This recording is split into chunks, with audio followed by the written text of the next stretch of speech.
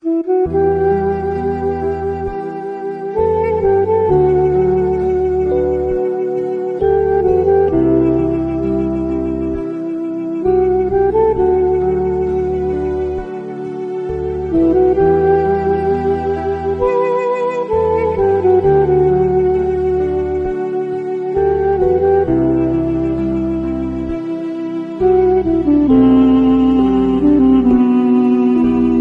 القلوب إلى الحبيب تميل، ومعي بذلك شاهد ودليل.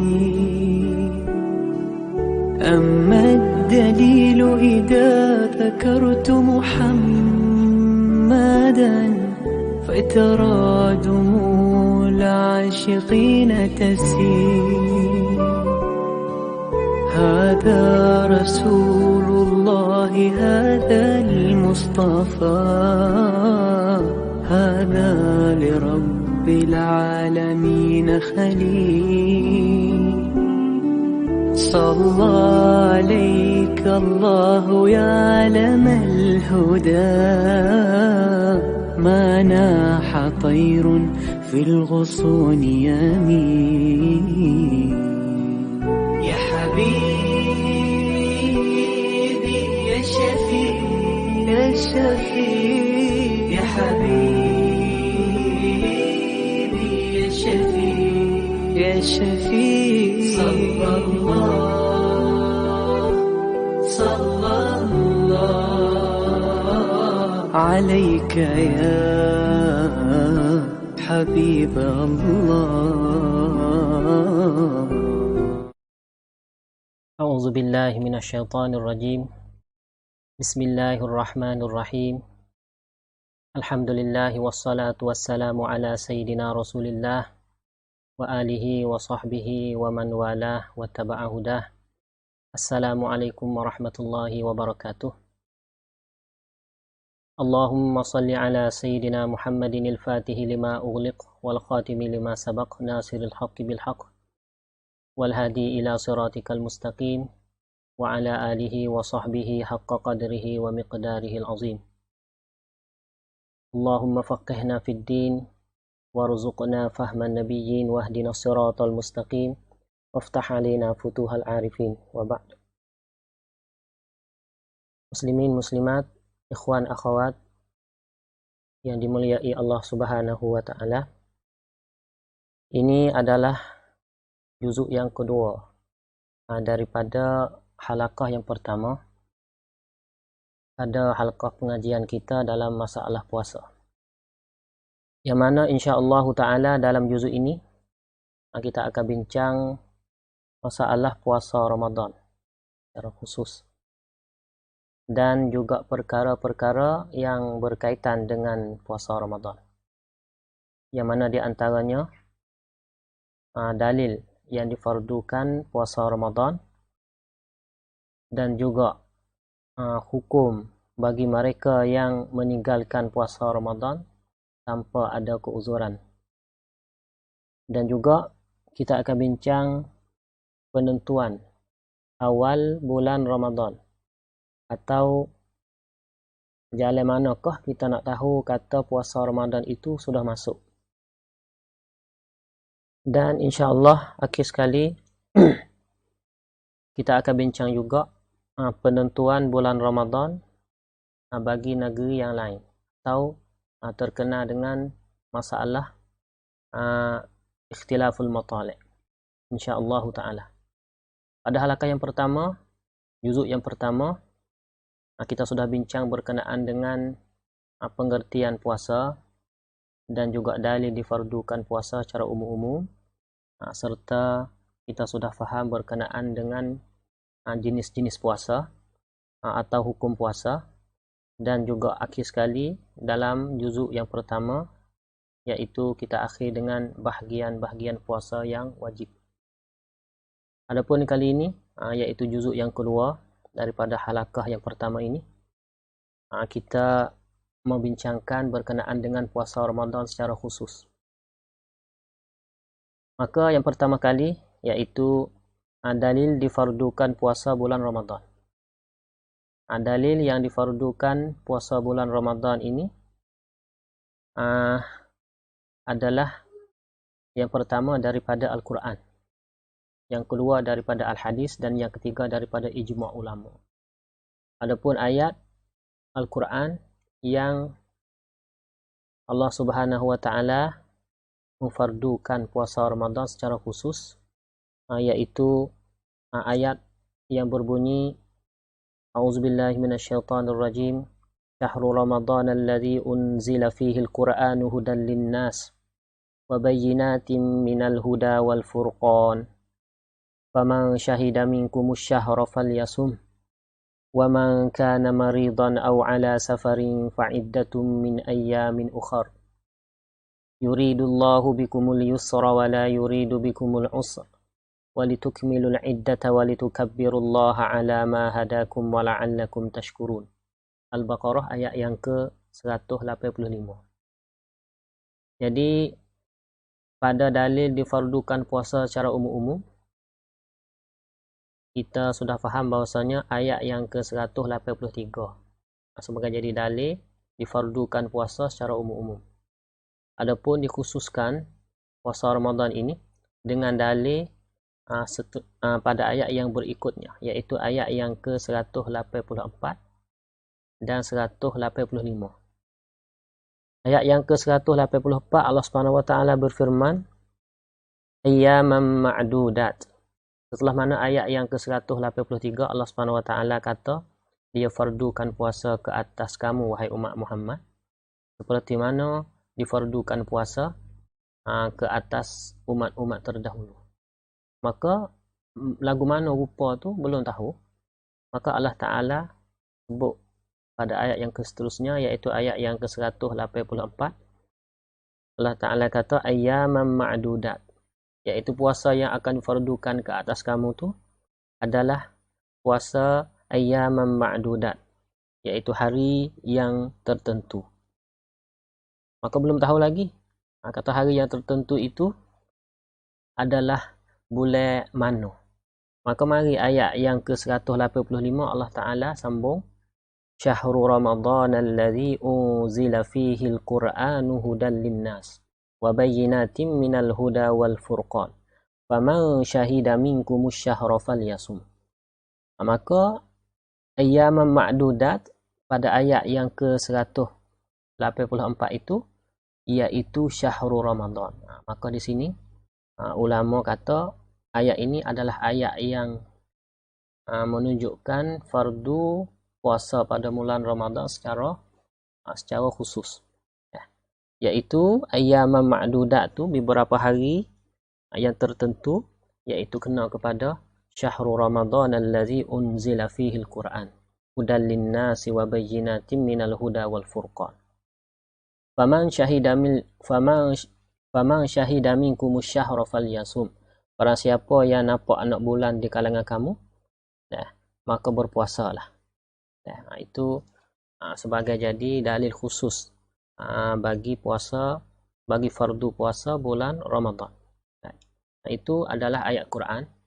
Dan yang kedua yaitu difardukan puasa Ramadan yang disebutkan di dalam hadis Nabi sallallahu alaihi wasallam.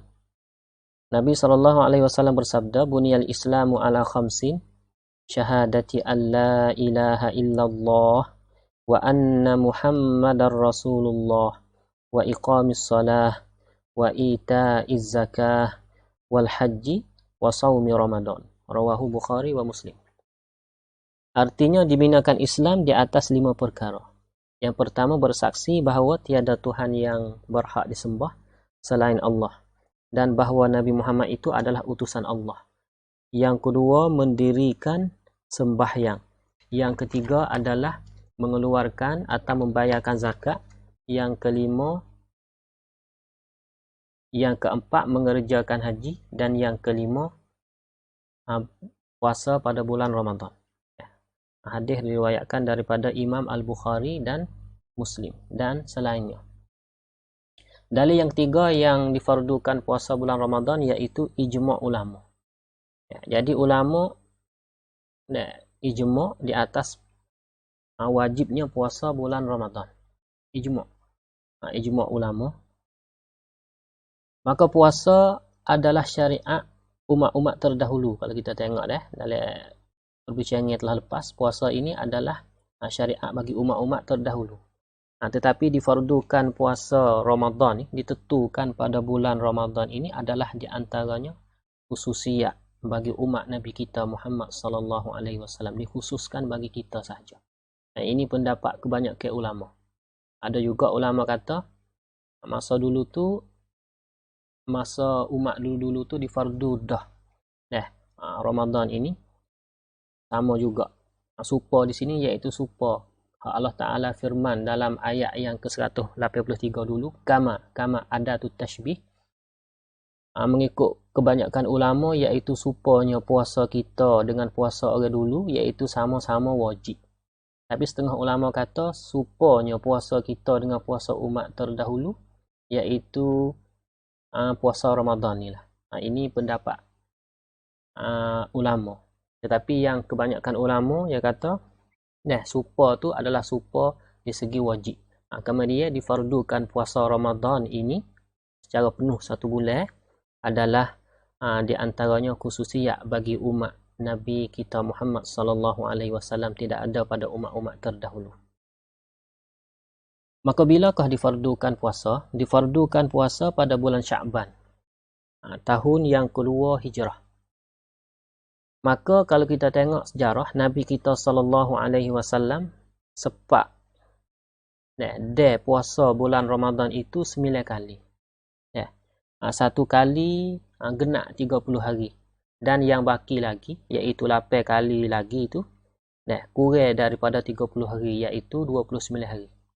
Maka ulama ada sebut bahawasanya hikmat daripada Nabi ni, dia satu kali saja puasa Ramadan 30 kali, bahkan 8 kali lagi tu Nabi puasa saja 29 hari. Dan itu sebagai hikmat bagi tahu kepada umat dia bahawasanya orang puasa hak cukup 30 negeri mana hak tak nampak nak bulan Syawal, maka dia puasa 30 hari. Tapi sebaliknya satu negeri lagi nampak nak bulan Syawal cepat, maka puasa dia 29 hari. Tapi kedua-dua ini adalah pahalanya sama. Oleh kerana Nabi kita sallallahu alaihi wasallam sempat berpuasa sepenuh 30 hari satu kali saja. Bahkan 8 kali lagi Nabi puasa tak sepenuh bulan, tak genap dia panggil. Bulan tu tak genap 30 hari. Baik. Kemudian kita teruskan kepada hukum mereka yang meninggalkan puasa Ramadan tanpa keuzuran. Jadi bagi orang yang nak merajak lebih lagi berkenaan dengan masalah dalil-dalil dan juga jarah puasa saat ni, bolehlah rujuk kepada Hasyiah Al-Bajuri dan Kifayatul Akhyar. Kita masuk kepada hukum mereka yang meninggalkan puasa Ramadan tanpa ada keuzuran. Saja-saja tinggal. Apakah hukum?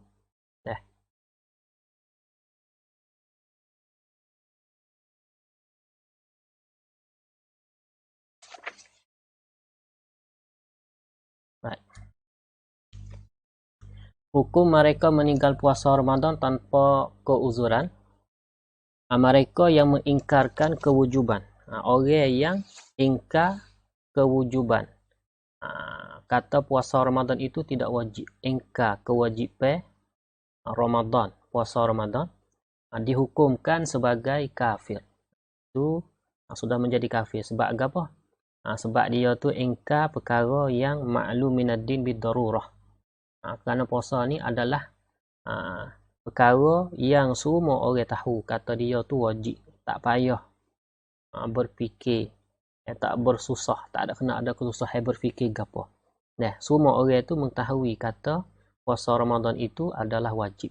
Maka bagi orang ingkar perkara lagu ning ni, maka hukum dia adalah kufur. Maka hukum orang kufur ni dia panggil orang murtad lah. Setelah dia orang Islam, kemudian dia kufur, orang panggil orang murtad. Maka dilakukan ke atasnya hukum orang murtad lah. Gapo kata hukum orang murtad? Dilakukan ke atas orang murtad iaitu dituntut supaya bertaubat. Minta. Kena minta kepada dia tu supaya bertaubat.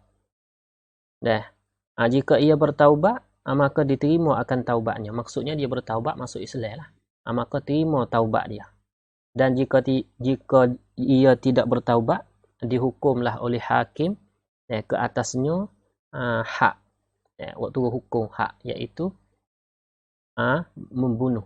Iaitu hukum hak bunuh. Iaitu bagi orang yang ingkar. Ingkar tak terima.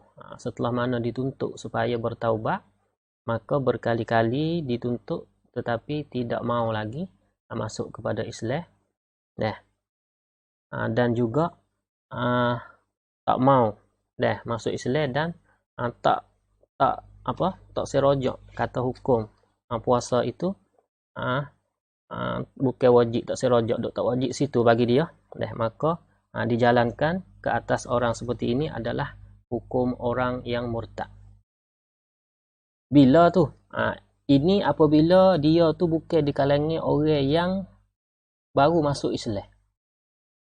Adapun orang yang baru masuk Islam, baru masuk tiba-tiba dia murtad, tak ada tahu banyak perkara sekali lagi.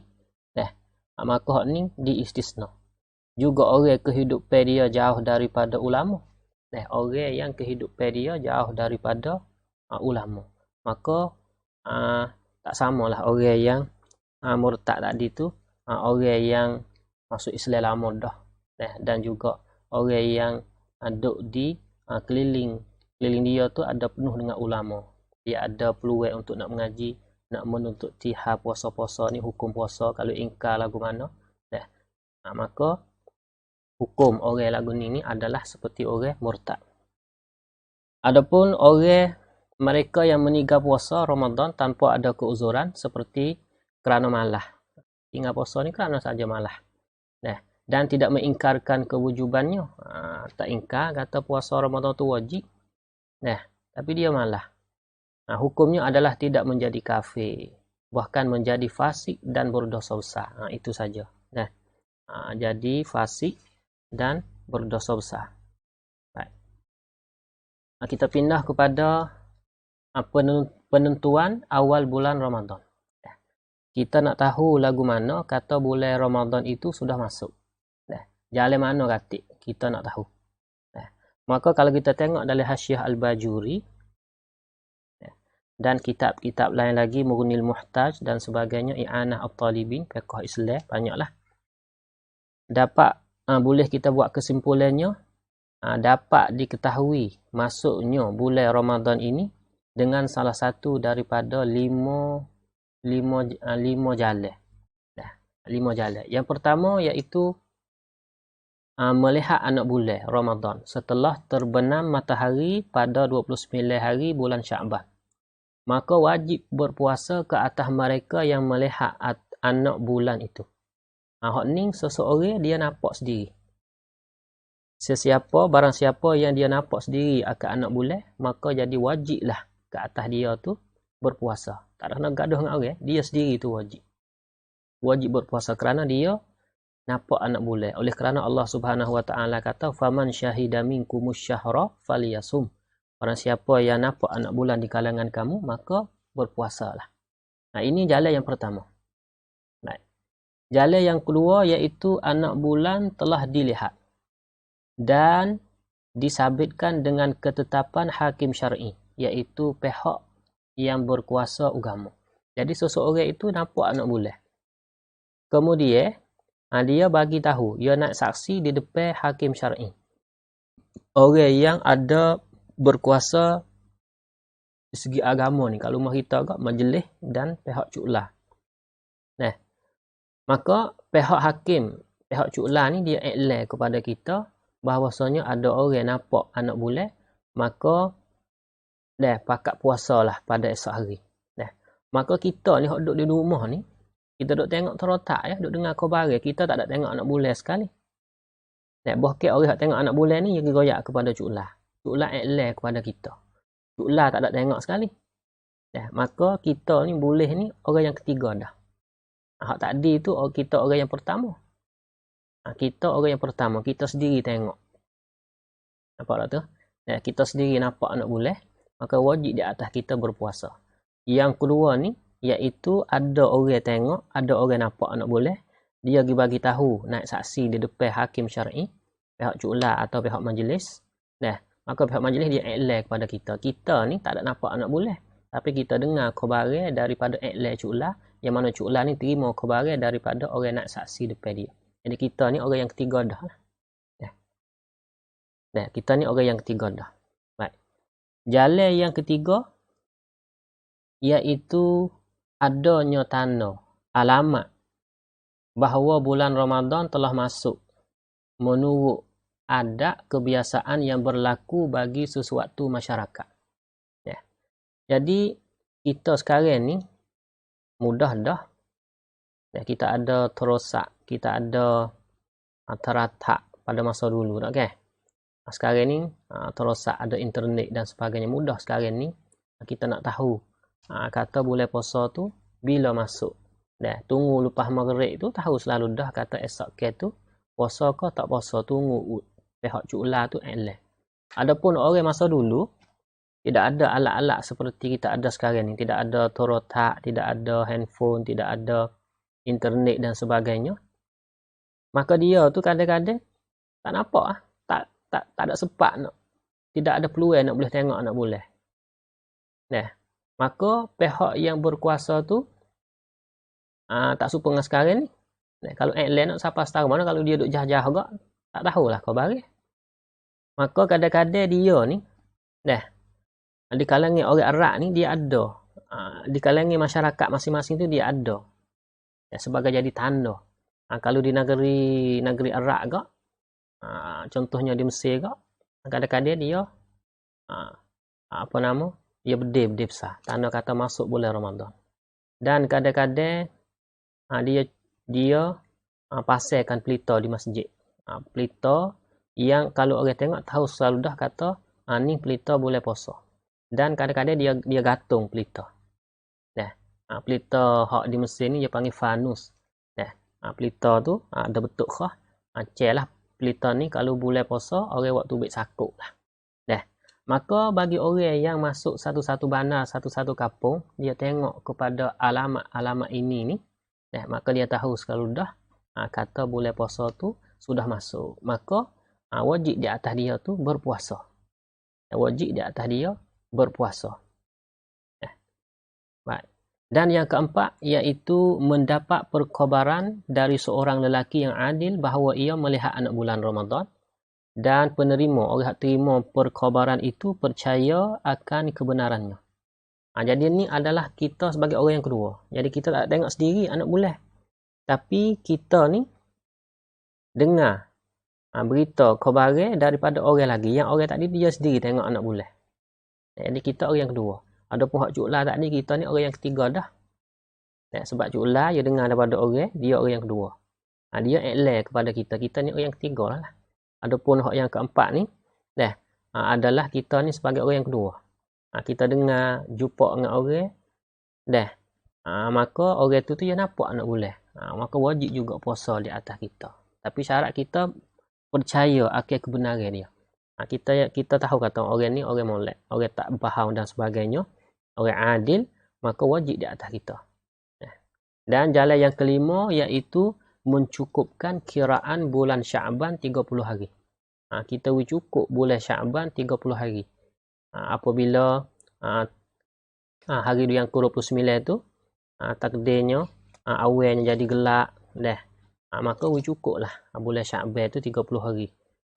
Kerana kebiasaan lagu tu tak nampak anak bulan. Okey. Semua ni adalah berdasar, kita tengok ni berdasar kepada hadis Nabi sallallahu alaihi wasallam. An Abi Hurairah radhiyallahu taala anhu yaqul qala an-nabiy sallallahu alaihi wasallam sumu li ru'yatihi wa aftiru li ru'yatihi fa in ghumma 'alaikum fa akmilu iddata sya'bana salasin. Rawahul Bukhari, hadis riwayat Bukhari. Artinya dari Abu Hurairah radhiyallahu taala anhu berkata, Nabi sallallahu alaihi wasallam bersabda, berpuasalah kamu jika dilihatkannya, iaitu dilihatkan anak bulan. Anak bulan apa? Anak bulan Ramadan.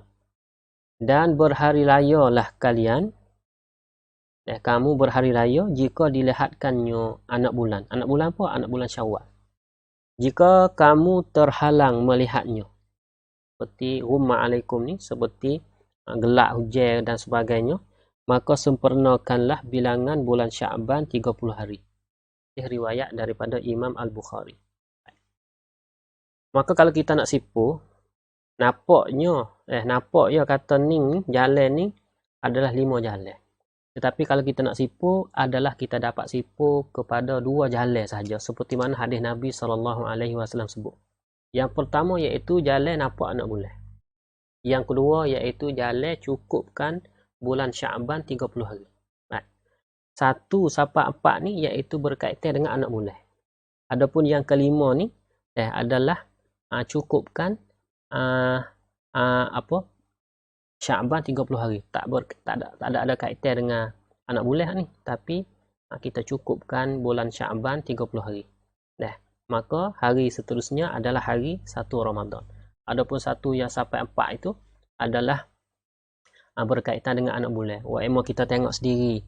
Wa'ema kita ni orang yang kedua, iaitu kita terima khabar daripada orang yang adil dan kita percaya dia. Wa'ema kita ni adalah orang yang ketiga, iaitu kita dengar daripada iklan, cuklah dan sebagainya. Yang mana cuklah ni dengar daripada seorang lagi, orang nak saksi depan dia. Kebiasaan cuklah tak ada tengok sendiri kali anak bulan, takkan? Kadang-kadang ni dijahar ni nampak. Dijahar ni nampak, sapalah kepada majlis sapalah kepada cuklah. Pihak cuklah tu cuklah tu adalah orang yang kedua. Kita orang yang ketiga. Orang yang tengok anak bulan tu orang yang pertama. Wajib juga lagu tu kita ni sebagai orang duduk rumah ni, duduk tunggu iklan, maka wajib puasa juga. Dan yang keempat iaitu kita berpuasa melalui tengok tanda-tanda. Kata kebiasaan lagu ning ni adalah tanda menunjukkan kata bulan Ramadan itu sudah tiba, sudah masuk. Contohnya di negeri Arab ni banyaklah tanda-tanda. Di negeri kita ni Allahu a'lam lagu mana katik tanda. Manis-manis banyak berkali. Kok kedai-kedai tu orang jual manis banyak berkali. Orang pakat jual awal tamar. Tapi kalau nak turut tanda tu 10 hari lagi, 10 hari belum nak masuk puasa sudut jual dah awal tamar. Allahu a'lam lah tanda-tanda rumah kita tu ada kedak, Allahu a'lam. Tetapi di negara Arab sangat jelas. Kadang-kadang dia tembok mari dia besar tum bunyi tu. Ada tanda-tanda orang dalam bandar tahu kata masuk dah esok ni masuk dah Ramadan. Tak dengar lagi radio. Tak dengar lagi pihak mufti dia iklan. Tak dengar lagi. Tetapi sudah tahu kata tanda ini adalah sebagai sudah masuknya bulan puasa. Dan kadang-kadang dia gantungkan pelita-pelita di rumah dia tu. Waktu pelita fanus dia panggil, itu sebagai tanda. Adapun yang kelima ini adalah berkaitan dengan cukupkan bila hari, cukup 30 hari bulan Sya'ban. Baik. Maka kita tengok porok sikit. Dia ada satu lagi, dia panggil wajibkan puasa di atas kita ni dengan sebab kita ijtihad. Kena ada sebab lah. Hak asalnya dua ni ya. Hak asalnya tengok anak bulan dan cukupkan 30 hari bulan Sya'ban. Tetapi apabila berlakukan ke atas seseorang itu, dia tidak ada jalan nak tengok anak bulan dan tak tahu khabarnya mengikut tertib tadi, dan juga dia tak tahu juga nak bila, tak yakin nak bila bulan Sya'ban itu. Sebab dia tak tahu kata awal Sya'ban tu bila. Sebab tu nak bila tak boleh lah. Seperti lagu mana? Seperti orang yang di penjara, orang duduk dalam gok gelap pada masa dulu. Kalau sekarang ni gok mahita Allahu a'lam lah. Boleh jadi tahu. Orang dalam gok mahita sebab orang waris-waris tu duduk mari ziarah semua. Tahu lah kata esok ni raya kadang-kadang buat masuk barang-barang makan, minum tak kan kirim masuk. Adapun orang masa dulu tu gok dia panggil gok gelap. Tak tahu siapa malam. Nak bila tak tahu lagu mana. Sekarang ni gelap ke cerah. Maka ijtihad. Orang lagu ni ijtihad. Maka ijtihad ni syarat dia kena zon. Kata benar ijtihad ni sudah berlaku. Contohnya berlakunya Ramadan, maka wajib di atas dia puasa. Baik. Tiba-tiba kalau satu hari dia boleh keluar daripada penjara itu, ternyata jika terjatuh puasa pada legok dulu tu, dalam bulan Ramadan, hak ya ijtihad tu kena sungguh. Maka adalah puasa itu puasa adat. Puasa hak tunai. Kerana dia puasa mengikut ijtihad ijtihad dia. Berlaku betul sungguh dengan bulan Ramadan, maka puasa dia jadi puasa adat. Dan jika terjatuh puasanya selepas bulan Ramadan, maka adalah puasa itu jadi puasa qada. Qada selalu dah. Qada Ramadan tu. Dan jika terjatuh ia puasa tadi dalam gok tu sebelum Ramadan, maka adalah puasa itu jadi puasa sunat. Ini masalah orang ijtihad. Oleh kerana dia luput dua hadis Nabi tu, dua perkara Nabi sebut dalam hadis tu, anak bulan pun tak dapat dilihat, tak dapat didengar khabar, dan anak bila 30 Syaban pun tak tahu nak bila lagu mana, maka dia ijtihad saja. Dia ijtihad mengikut ijtihad dia. Kalau betul, maka jadi puasa Ramadan adaan. Kalau lepas tu adalah puasa Ramadan qadaan. Dan jika belum Ramadan adalah jadi puasa sunat. Tidak wajib puasa Ramadan dengan mengikut perkataan Tok Nujum. Tok Nujum iaitu orang yang menggunakan cara penetapan anak bulan dengan melihat kepada naiknya bintang-bintang tertentu. Tak wajib. Tak wajib kalau ada Tok Nujum yang goyak kita, mengikut ilmu dia yang nujunggi tu, kata esok ni bulan Ramadan dah. Tak wajib di atas kita. Tak wajib. Tetapi wajib ke atas Tok Nujum itu berpuasa.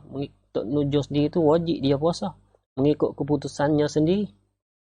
Dan wajib juga puasa ke atas mereka yang membenarkan perkataannya.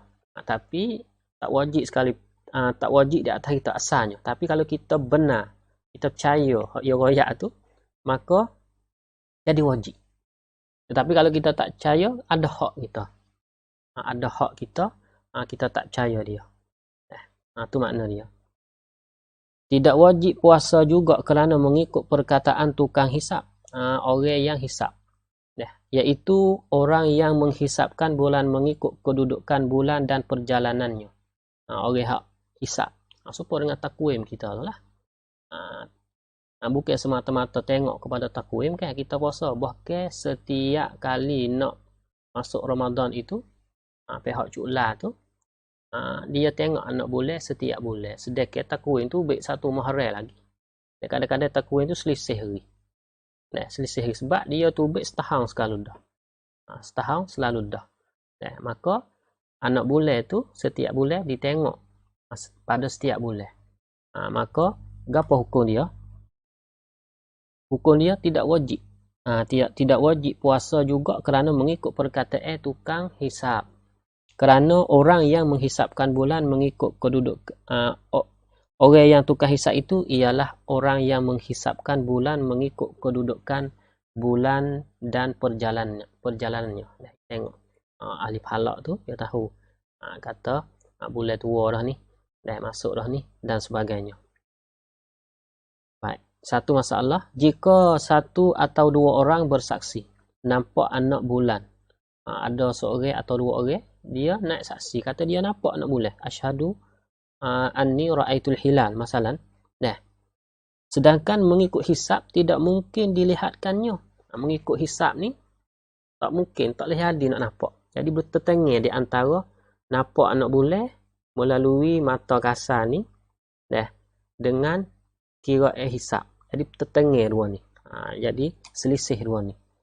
Hari yang seorang atau dua orang ni nampak anak bulan tu mengikut hisab tak mungkin nak nampak. Tak mungkin nak nampak. Kita nak guna hak mana? Kita nak guna hak mana? Baik. Berkata As-Subki, Imam As-Subki dia kata tidak diterimakan saksi itu. Mengikut Imam As-Subki tidak diterima saksi. Seorang atau dua orang tadi ni tak diterima perkataan dia.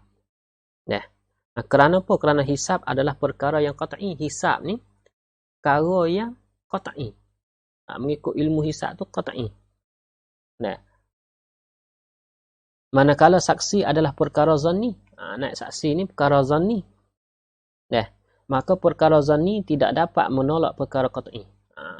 Kuat hak hisabnya maka hak zanni ni, hak nampak ni, hak saksi ni, tak kuat. Nak pergi tetel tak boleh. Tetapi dan berkata Asy-Syirbini, Khatib Asy-Syirbini, dan yang mu'tamad, ni perkataan Khatib Asy-Syirbini, dan yang mu'tamad adalah diterimakan saksi itu. Khatib Asy-Syirbini dia kata terima saksi lah. Sebab apa? Kerana asalnya tidak diambil kira perkataan hisab seperti mana telah dinyatakan masalah di atas tadi. Hisab kita tak wajib terima. Tak wajib terima, tak ambil kira. Boleh tak ambil kira dengan dia. Maka apabila bertetangga dengan orang naik saksi kata dia tu nampak anak bulan, maka turut orang hak nampak anak bulan ni, walaupun di segi hisab tu tak mungkin dia nampak anak bulan sekalipun. Turut orang hak nampak anak bulan. Orang dua orang ni dia nampak tak nampak, dia tahu. Dia ni dia tahu dalam hati dia tu, dia tahu dia nampak atau tak nampak. Kita orang hak yang kedua pergi dengar dia ni lah. Pergi dengar dia ni kita nak terima hak mana? Mengikut takwir ni, tekah 2-3 hari lagi. Tetapi ada orang main royak tu yang nampak nak boleh, kita nak terima hak mana? Mengikut Imam Subki, dia kata kena turut hisab. Sebab dari segi hisab tak terima. Tak mungkin nak nampak nak boleh. Tetapi mengikut Khatib Asy-Syirbini, dia kata hak mu'tamad dalam mazhab Syafi'i kita, iaitu turut orang hak nampak anak bulan ni lagi. Diri dia tu, ia tu ruyu kecai dia tu, tahu dah lah dia nampak ke tak nampak. Kalau dia nampak tu, dia rasa. Kalau dia tak nampak, dia tak rasa. Tapi kita pergi dengar dia ni. Kita ni nak terima hak mana? Tu yang masalah. Kilah di kalangan Syafi'i, tapi yang mu'tamad adalah kita terima saksi itu. Terusnya kita pergi kepada masalah penentuan puasa. Penentuan puasa bagi negeri yang lain. Penentuan puasa pada negeri yang lain. Jika sabit anak bulan Ramadan pada satu negeri, maka wajib pula berpuasa bagi penduduk negeri yang hampir dan satu matlak dengan negeri yang sabit anak bulan Ramadan itu. Contohnya kita ni duduk tani dengan orang jalan, dengan orang menara, dekat tu. Dekat. Jika nampak di jalan, maka wajib puasa jugalah ke atas orang tani dan di atas orang yang duduk menara tu. Itu dia panggil orang yang berhampiran dan satu matlak. Tetapi jika negeri yang hampir dan satu matlak dengan kita tu mempunyai hakim syar'i, iaitu mempunyai pihak berkuasa agama khas, iaitu sendiri, maka ketetapan dan perintahannya pasti ditaati.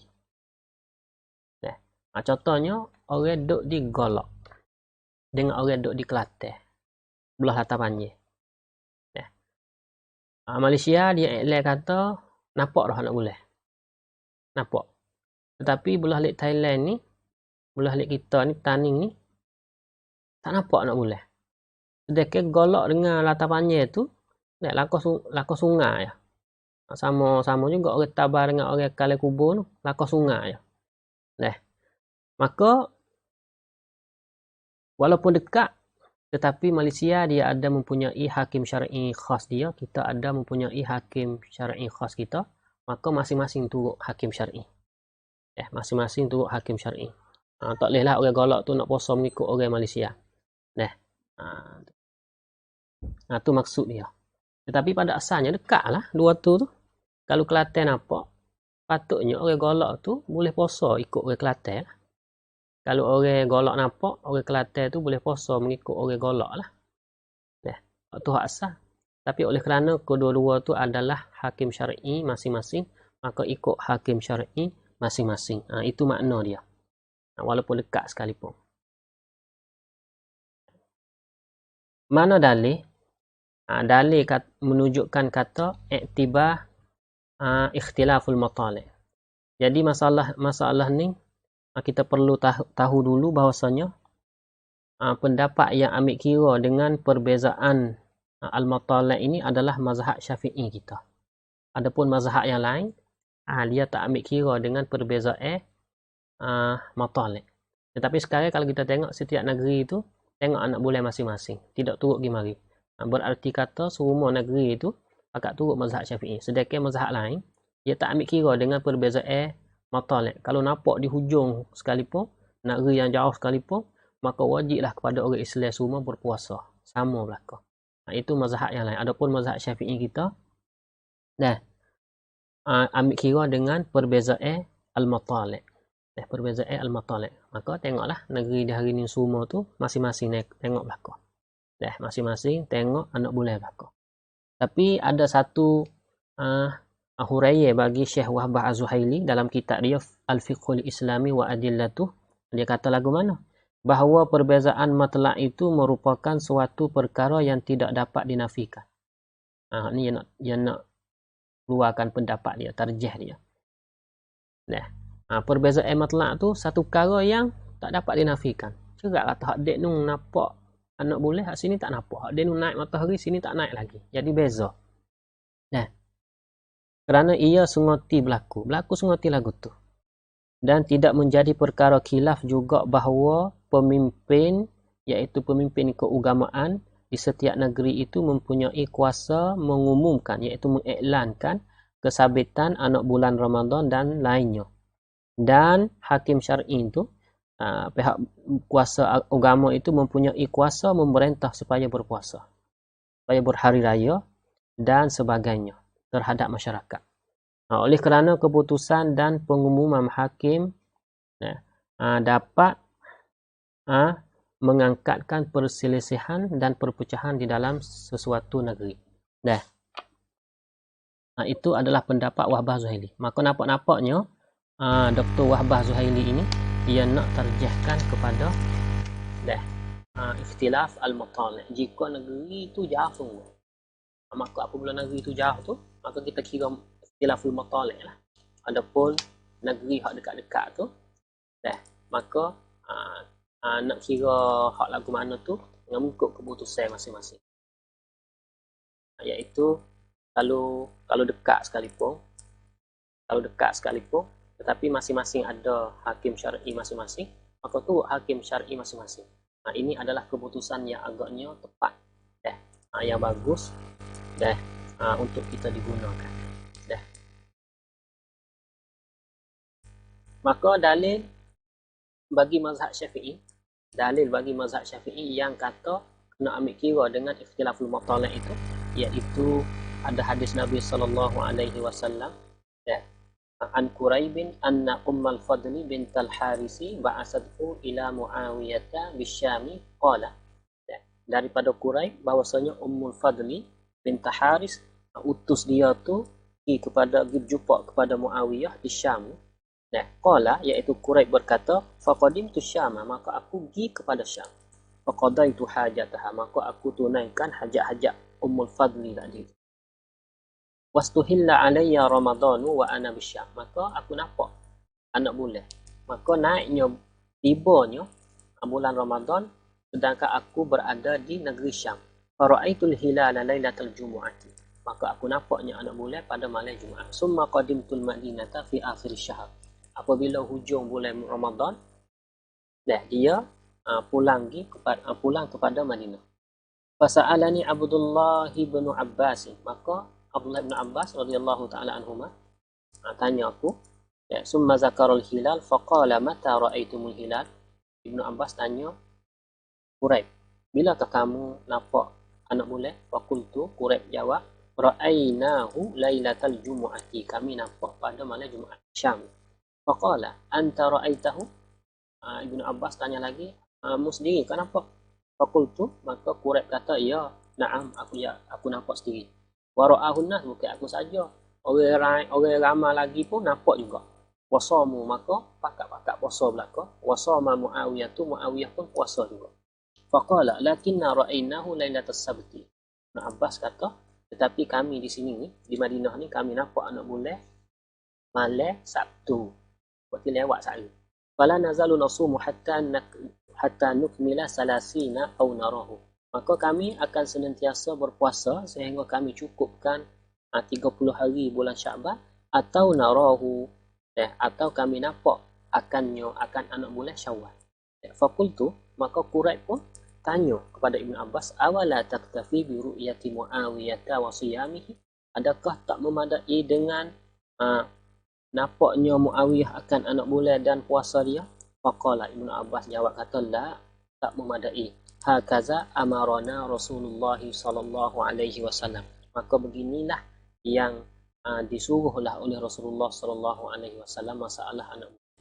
Maka ini adalah dalil bagi mazhab Syafi'i yang ambil kira dengan ikhtilaf al-matali', berbezanya al-matla'. Maka di dalam mazhab Syafi'i, setelah mana ambil kira dengan ikhtilaf al-matali' ni, bezanya matla', maka di kalangan Syafi'i pula tu dia khilaf. Kita nak kira lagu mana kata ikhtilaf dan ittihad matali'. Jauh dan dekat negeri ni kita nak ambil apa buat kira? Maka tubik kepada dua pendapat. Pendapat yang pertama iaitu kita ambil kira apa? Kita ambil kira kenampak ke anak bulan. Adapun satu pendapat lagi iaitu kita ambil kira masafatu qasrin, iaitu jarak semaya qasar. Jarak yang mengharuskan semaya qasar. Kita ambil benar ni buat kira. Ini adalah dua pendapat. Maka mengikut pendapat yang pertama ni, iaitu pendapat kenampak ke anak bulan ni, negeri yang dekat iaitu negeri yang boleh nampak anak bulan bersama. Dan negeri yang jauh iaitu negeri yang tak boleh nampak anak bulan bersama. Itu adalah negeri dekat dan jauh. Adapun mengikut pendapat yang kedua ini, negeri yang dekat iaitu negeri yang jarak di antara dua negeri ini tak sampai hak qasar. Maka hak qasar ni setengah kata 99 kilo. Tapi dalam kitab Wahbah Az-Zuhaili, tokoh Islam dia, dan juga dalam kitab Imta'un Najib bagi Syekh Hisham Al-Kamil, dia kata 89 kilo. Itu khilaf lah. 99 dan 89. Itu yang sikit daripada 89 tu dia panggil negeri yang dekat. 89 ke atas dia panggil negeri yang jauh. Itu dia panggil satu pendapat ulama. Okey, kalau kita tengok dalam pendapat Imam Nawawi dalam kitab dia Syarhun ala Sahih Muslim. Syarah dia di atas kitab Sahih Muslim, mengatakan bahawa yang lebih sahih adalah menurut jarak qasar. Itu dalam kitab Syarah Hadis Muslim dia.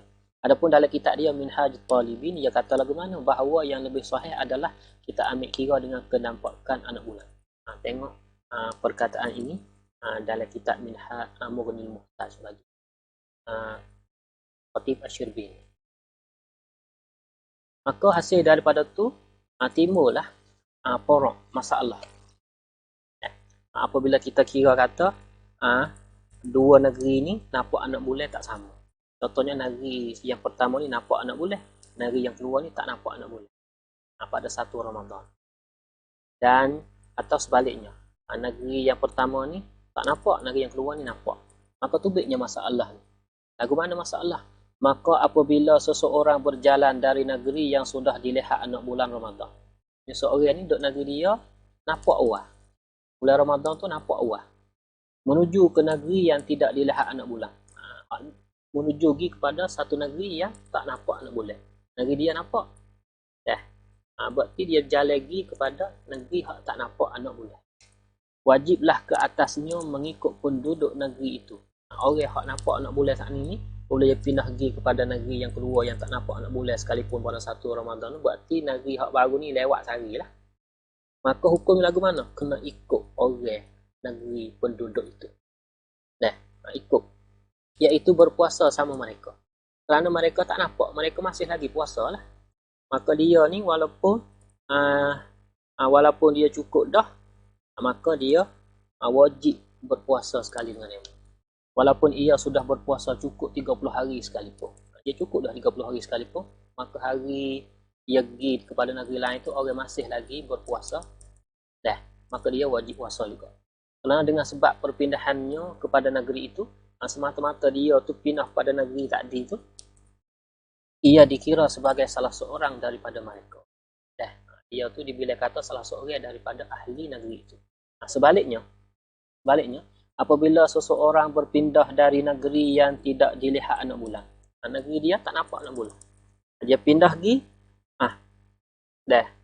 menuju kepada negeri yang nampak anak bulan, maka ia wajib berhari raya bersama mereka. Berarti wajib turut. Kita pergi pada negeri mana, kita wajib turut bersama mereka. Demo nampak, demo raya dah. Kita ni pindah pergi kepada negeri dia. Padahal kalau turut hari negeri kita asal ni, boleh hari kita ni puasa 28 dan 29 baru. Demo ni raya dah. Beraya dah, maka kita nak turut semata-mata. Tak kerjanya kalau kita ni sudah puasa dah 29 hari, maka tak kena qada kita. Tak kena qada. Sebab bulan tu mungkin dalam Islam kita ni Qamariyah ni mungkin 29 hari. Tapi sebaliknya, dia pindah pergi kepada satu negeri tu, tiba-tiba negeri tu raya dah, maka puasa dia baru 28 hari. Maka wajib ke atas dia tu qada satu hari. Oleh kerana bulan tak ada dalam Islam kita ni 28 hari, bahkan semua bulan tu 29 dan 30 hari. Wajib kat dia tu qada puasa. Kalau kita tengok dalam kitab Imam Nawawi sebut satu kaid. Baguslah. Satu kaid. Ingat Imam Nawawi kata mana? Kitab Mughnil Muhtaj ni, tapi dalam matan Imam Nawawi, matan Minhaj. Wa iza lam nujib 'alal baladil akhari fasafara ilaihi min baladir ru'yati fal asahhu annahu yuwafiquhum fi shaumi akhirah. Bagi orang yang tidak nampak anak bulan, tiba-tiba dia musafir pergi kepada negeri yang sudah nampak anak bulan pada awal Ramadan dulu, fal asahhu, boleh sebut al asah ni tanda kata ada khilaf lah. Sebut kata hak mu'tamad lah. Al-asahu hak mu'tamad annahu yuwafiquhum fi shaumi akhirah. Maka dia tu wajib ikut orang yang negeri dia pindah pergi. Kalau dia mau raya, maka raya. Kalau dia mau puasa, maka dia puasalah. Ikut saja. Itu dia panggil pendapat hak mu'tamad di dalam mazhab Syafi'i kita. Adapun hak muqabil al-mu'tamad, iaitu tak kira. Kita kira negeri asal kita.